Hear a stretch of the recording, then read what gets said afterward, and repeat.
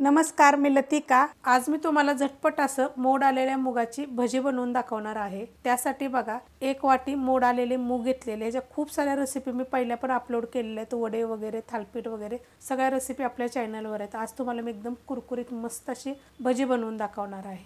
मिक्सरचं भांडं घेतलेलं आहे, त्याच्यामध्ये आता हे मूग टाकून घेऊया।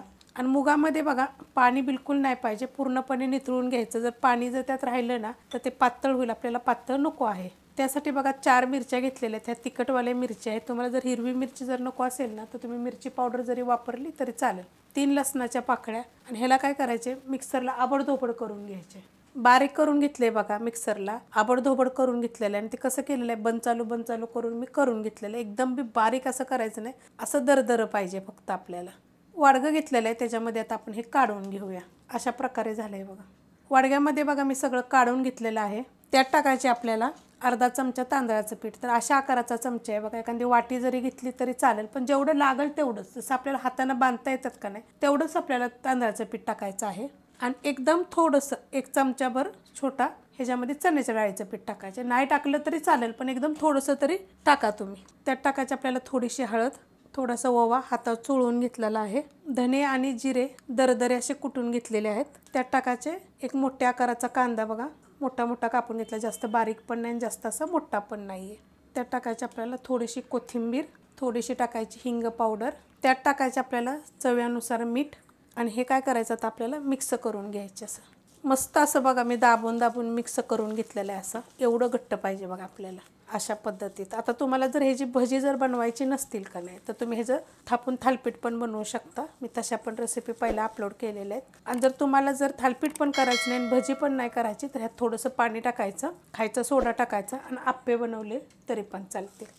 तेल बघा मी गरम करत ठेवलेलं आहे। आणि तेल आपल्याला ह्याला मीडियम गॅसवर गरम करायचे, जास्त असं कडक पण करायचं नाही आणि जास्त थंड पण करायचं नाही। जेव्हा आपण भजी तळतो का नाही, बारीक गॅसवर जर तेल ठेवलं का नाही तर मग ती भजी तेल जास्त पितात। तर त्यासाठी काय करायचं माहिती आहे का, मीडियम गॅसवरच तेल गरम करायचं। तेल चांगलं गरम झालेलं आहे बघा, तर अशा पद्धतीत पकडायचे। जास्त मोठे करायचे नाहीत बघा, छोटे छोटेच करायचे। मोठे पाहिजे असले तर करू शकता, पण तुम्हाला सांगते अशा पद्धतीनं छोटे छोटेच पकडायचे, हातानं असं दाबून। आता हे मी सोडून घेते। सोडून घेतलेत बघा, जेवढे तव्यात बसेल तेवढे मी असे सोडलेले आहेत। तुम्हाला मी ह्यातली अजून एक गंमत सांगते, जर तुम्हाला ह्याची भजी जर खायची नसेल ना तर तुम्ही अशीच भजी तळून घेऊन ह्याची तुम्ही सुकी भाजी पण बनवू शकता, मस्त लागते। जशी सांडग्या टाईप जशी बनवतो ना तशी।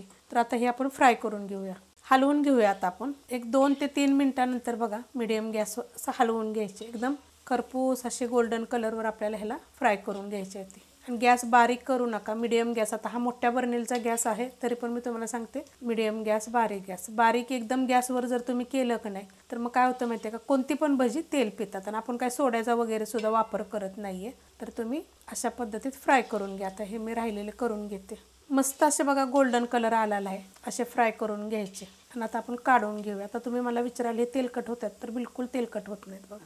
तांदळाच्या पिठामुळे ना मस्त असे कुरकुरीत होतात आणि चवीला एकदम छान लागतात।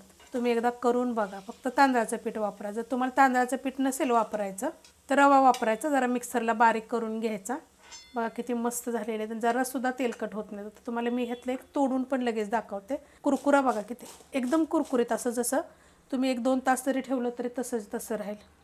हे बघा, आतून वरून एकदम कडक आणि आतून एकदम सॉफ्ट, एकदम छान लागतात चवीला। तुम्हाला जर भजी नसेल बनवायची तर ह्याची भाजी पण बनवा, एकदम सुंदर चवीला 1 नंबर लागते। रेसिपी बघितली की लाईक करा, सबस्क्राईब करा, कमेंट करा आणि शेअर बी करा।